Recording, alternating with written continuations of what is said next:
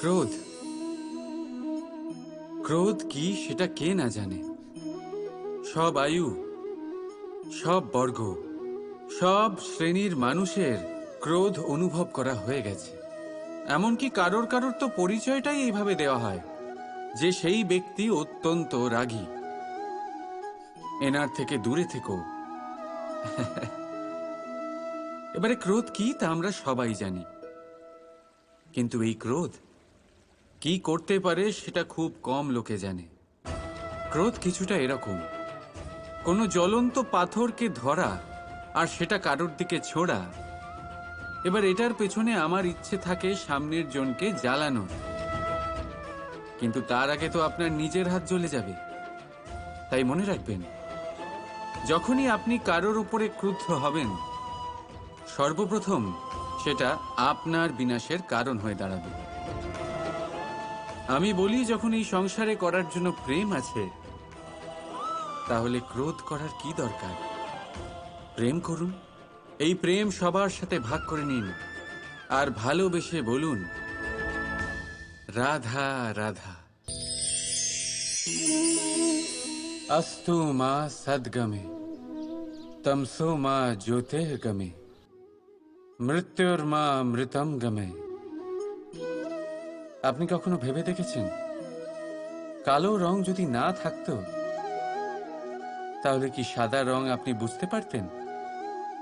রাত্রের অন্ধকার যদি না থাকতো তাহলে সূর্য প্রকাশের অর্থ কি আমরা বুঝতে পারতাম?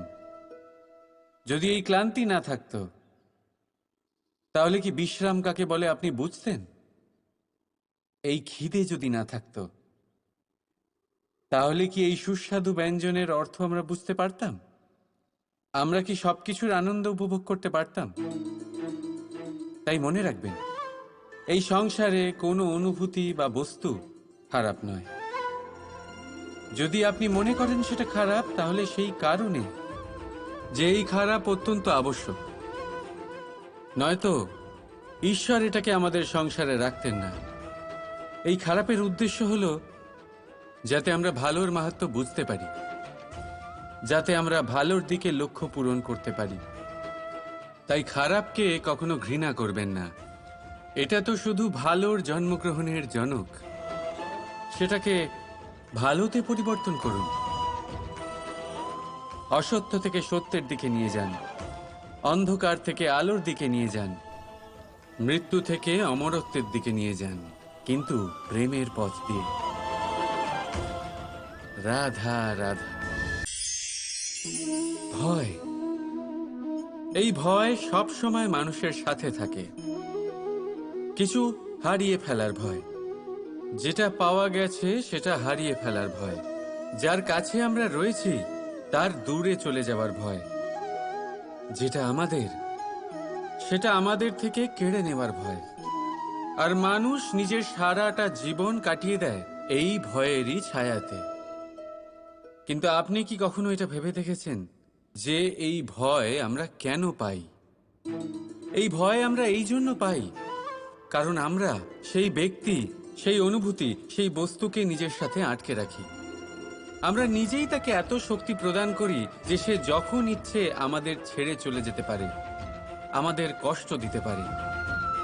কিন্তু যদি আমরা ওই অনুভূতি, ওই ব্যক্তি, ওই বস্তুর সাথে নির্লিপ্ত থাকি, সেটার আকর্ষণ থেকে আমরা মুক্ত হয়ে যাই, তাহলে না সে আমাদেরকে ছেড়ে যেতে পারবে, না আমাদের কষ্ট দিতে পারবে। সেই জন্য স্বতন্ত্র থাকুন, আর সবাইকে স্বতন্ত্র রাখবেন, প্রেমকেও। রাধা রাধা। সূর্যের কিরণ কতটা দৈব হয়, তাই না? মনেই হয় না যে এই সূর্য সারা রাত ধরে অন্ধকারের সাথে যুদ্ধ করছিল। এই সূর্য প্রতিদিন উদিত হয়, এটা ভুলে গিয়ে যে আগের দিন সন্ধেবেলায় সে অস্ত গেছিল। আবার তার উদয় হয়, সারা সংসারকে সে আলোকিত করে। এটাই তফাৎ আমাদের আর সূর্যের মধ্যে। সূর্য অতীতকে পেছনে ফেলে আগে এগিয়ে যায়। আমরা প্রতিদিন ভোরবেলা উঠি আর সেই একই পুরনো কথা আমরা বয়ে নিয়ে চলি। সেই তিক্ততায় নিজেকে জড়িয়ে ফেলি আমরা। এবারে এই অতীতের সেই সমস্ত ঘটনা আমাদের ভবিষ্যতের দিকে এগোতে দেয়ই না। দেখুন, এটাই কিন্তু জীবন। ভুল সবার দ্বারাই হয়, সুযোগও সবাই পায়। সকলের জীবনে অসফলতা অবশ্যই থাকে, সকলেই খারাপ দিনের সম্মুখীন হয়। কিন্তু এই সমস্ত কথা ভুলে গিয়ে যখন জীবনে আগে এগোবেন, তখনই তো এই সংসারে, এই আকাশে সূর্য হয়ে উজ্জ্বল হয়ে উঠবেন। তখনই তো এই সংসারকে আলোকিত করবেন। তাই প্রতিদিন জেগে উঠুন এক নতুন জন্মের সাথে, এক নতুন উৎসাহের সাথে, এক নতুন লক্ষ্য নিয়ে। কারণ ঘটে যাওয়া ঘটনা আপনাকে কষ্ট দেওয়ার জন্য নয়, শুধুমাত্র শিক্ষা দেওয়ার জন্য হয়। রাধা রাধা। এই সংসারে স্বামী স্ত্রীর সম্পর্ক সব থেকে বড় সম্পর্ক ধরে নেওয়া হয়, আর তা হয়ও।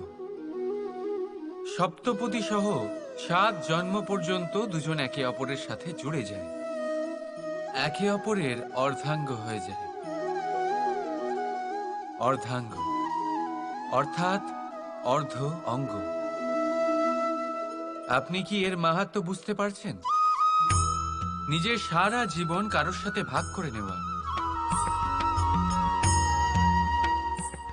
কিন্তু সংসারের সমস্ত স্বামী স্ত্রী কি একে অপরের সাথে নিজের সারা জীবন কাটাতে পারে?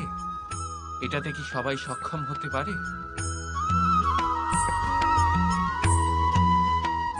নিজের গোটা জীবন অন্য কারোর সাথে ভাগ করে নিতে গেলে সব থেকে জরুরি কথা হলো স্বীকৃতি, স্বীকার করা। সামনের ব্যক্তিকে স্বীকার করে নেওয়া, তার সমস্ত গুণও, তার সমস্ত দোষও। সম্পূর্ণরূপে কোনো ব্যক্তিকে স্বীকার করতে হবেই। তবেই সেই সম্পর্ক বেড়ে উঠবে, তবেই সেই সম্পর্ক আরো সুন্দর হয়ে উঠবে। একে অপরের দোষ বের করা, ওদের ছোট করা, এটা শুধুমাত্র একটাই কাজ করে, কোনো সম্পর্কের জীবনকে নাশ করে শুধুমাত্র। উল্টে এটা হওয়া উচিত যে একে অপরের দোষ জেনে নিয়ে তাদের জানতে না দিয়ে তাদের শোধরানো উচিত। তাদের দুর্বলতাকে তাদের শক্তি বানিয়ে দেওয়া উচিত।